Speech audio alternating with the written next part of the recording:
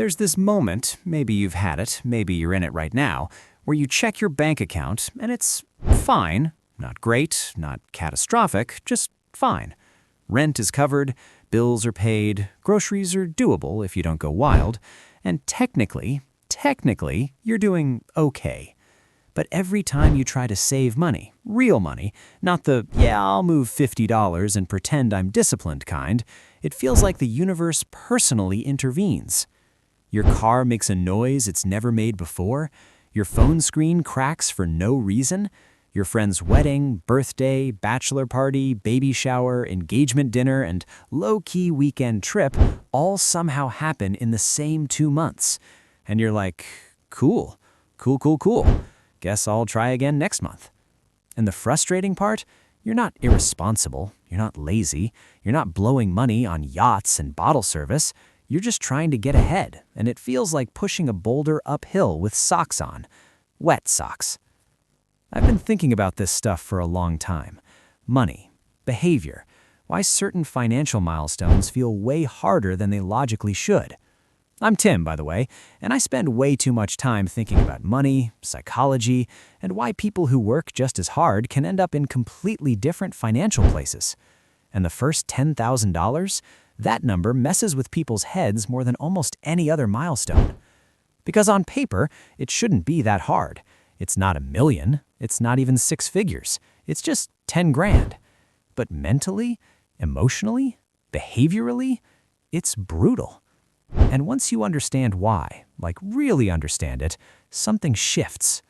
You stop seeing yourself as bad with money or behind, and you start realizing you're pushing against forces most people never see, never name, and therefore never beat. So if you've ever felt stuck below that $10,000 mark, or you crossed it and wondered why it felt so different afterward, this conversation might change how you see your entire financial journey. Not in a hype way, in a quiet, grounding, oh, that makes sense kind of way. Here's the part nobody really says out loud. Being broke, or even just financially fragile, is expensive. Not luxury expensive, chaos expensive. When you don't have savings, every small thing is a big thing. A $400 car repair isn't an inconvenience, it's a crisis. A medical bill isn't annoying, it's a week of mental spiraling. Your margin for error is basically zero, which means your brain is constantly on high alert. And that matters because saving money requires quiet. It requires mental space, slack, breathing room. But early on, life is loud. You're juggling rent, debt, social pressure, inflation, random expenses, and the subtle fear that one bad month could knock you backwards by a year. And while people love to say, just save first, they ignore the fact that when you're starting from zero, you're saving against reality. I remember trying to save my first real chunk of money and feeling like every dollar had 10 hands reaching for it. It wasn't just bills, it was guilt, obligation, fear. This sense that saving was somehow irresponsible when there were so many immediate needs screaming for attention. And here's the kicker. Your brain is wired to prioritize now over later when resources feel scarce. That's not a personal flaw, that's survival psychology. When your ancestors were low on food, they didn't plan for next winter, they ate. When money feels tight, your brain does the same thing. It zooms in, it shortens the time horizon. It says, we'll worry about the future once we're safe.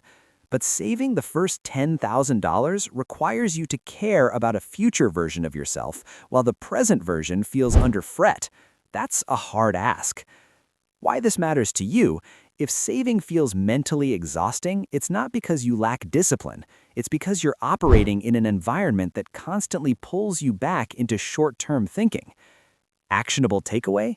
Stop trying to save perfectly. Focus on consistency over optimization. Automate small amounts. Lower the emotional stakes.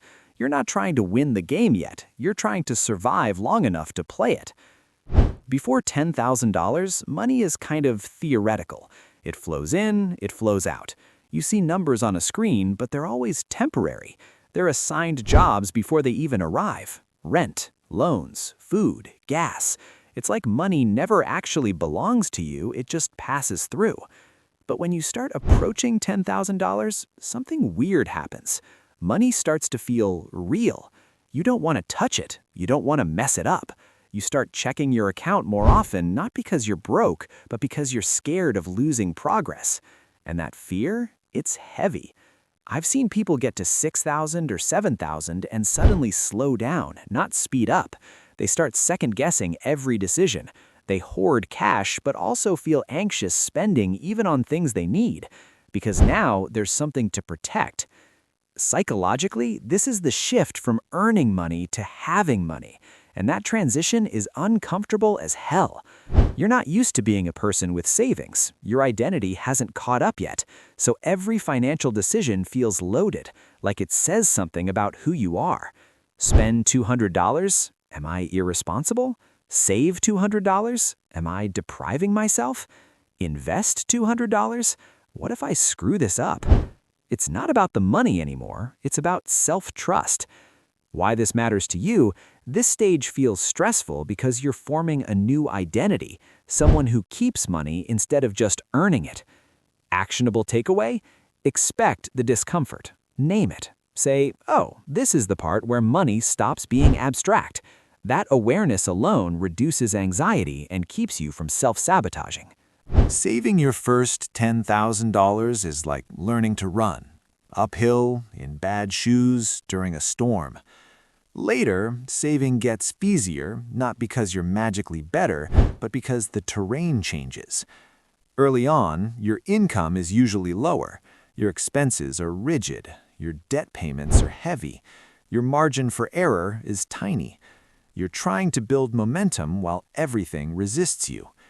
After 10,000, you have options, buffers, flexibility. A single emergency doesn't erase months of progress. A bad week doesn't undo everything. But at the beginning, every step forward feels fragile, like it could disappear overnight. That's why it's mentally brutal. You're putting in real effort for progress that feels slow, reversible, and constantly threatened. And humans hate delayed, uncertain rewards. Your brain wants proof that what you're doing is working. Early savings don't feel like success, they feel like temporary restraint. Why this matters to you?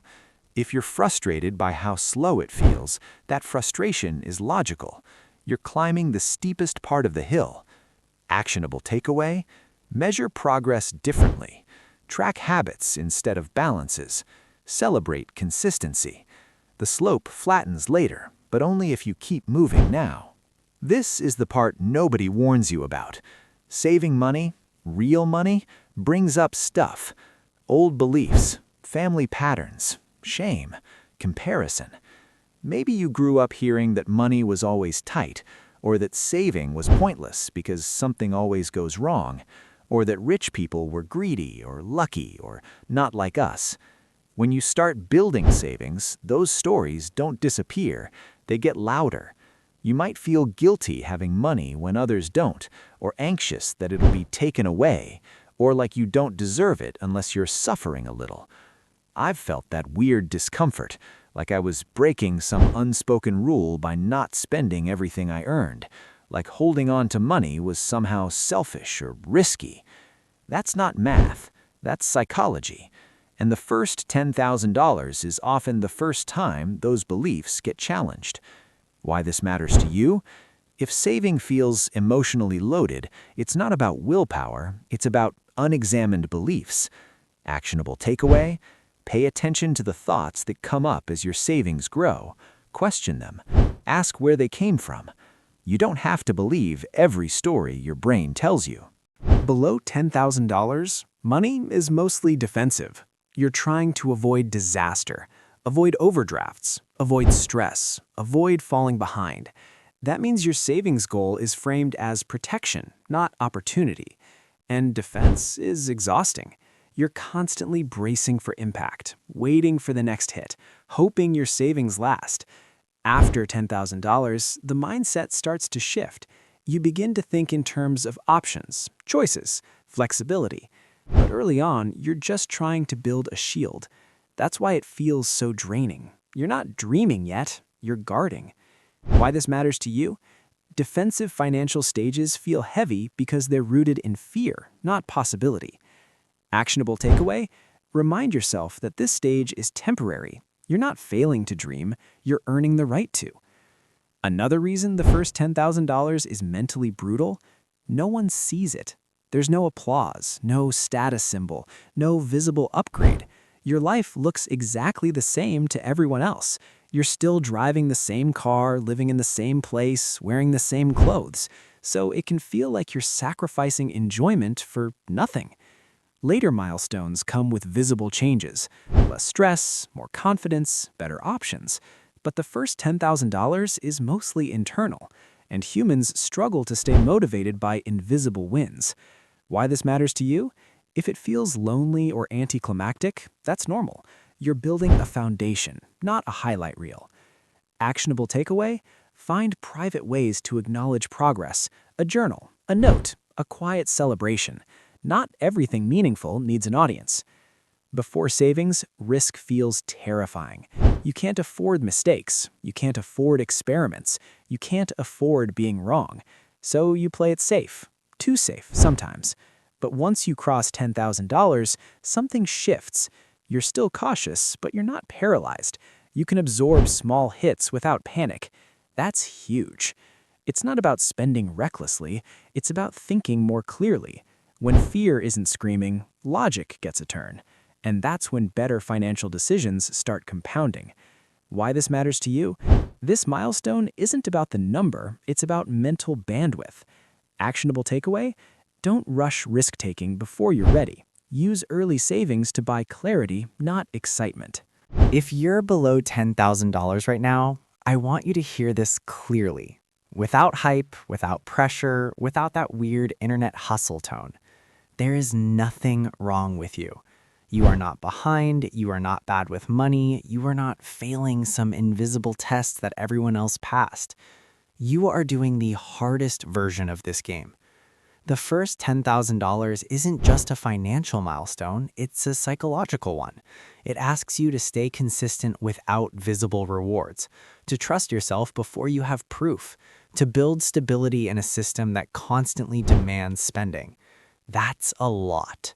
And the fact that you're even thinking about it, watching videos like this, questioning patterns, trying to understand why it feels so hard, that already puts you ahead of where you think you are. This stage doesn't last forever. It just feels like it does when you're inside it.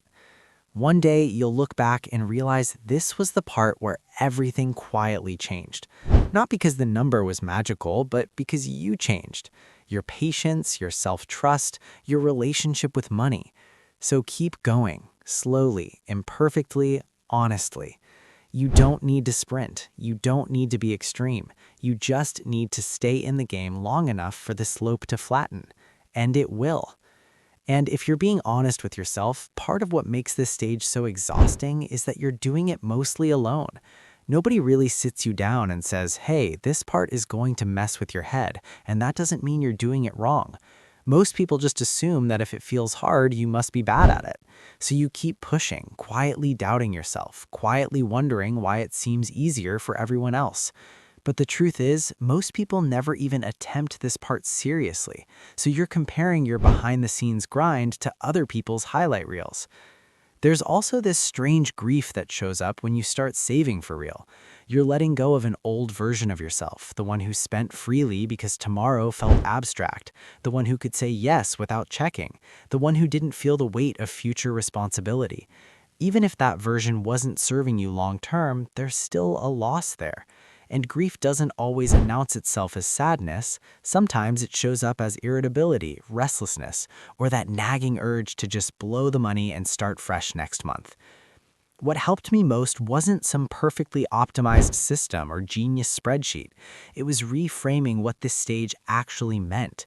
I stopped seeing the first $10,000 as proof that I was finally good with money and started seeing it as evidence that I could keep promises to myself, that I could delay gratification without resentment, that I could handle boredom, repetition, and slow progress without quitting. And honestly, those skills ended up being way more valuable than the cash itself. You'll probably notice at some point that your relationship with money starts to feel quieter. Not easier, just quieter. Fewer emotional spikes, fewer late-night spirals, fewer moments where one unexpected expense ruins your entire week. And that quiet is subtle enough that you might miss it at first, but once it's there, you realize how loud things used to be. That's when you understand that saving wasn't just building a buffer, it was building peace. So if you're still in that phase where progress feels fragile, where one bad week makes you question everything, where $10,000 feels weirdly far away and oddly heavy at the same time, try to zoom out just a little. Not to dismiss how hard it is, but to contextualize it. This isn't the part where life suddenly gets glamorous. This is the part where you're laying bricks underground, where nobody claps and where the work only makes sense later. And maybe that's the real reason the first $10,000 is mentally brutal. Not because it's about money, but because it forces you to grow before you feel ready, trust yourself before you feel confident, and keep going before there's any external proof it's worth it. And if you can do that, if you can stay steady here, then whatever comes next financially or otherwise is going to feel a lot more manageable than you think.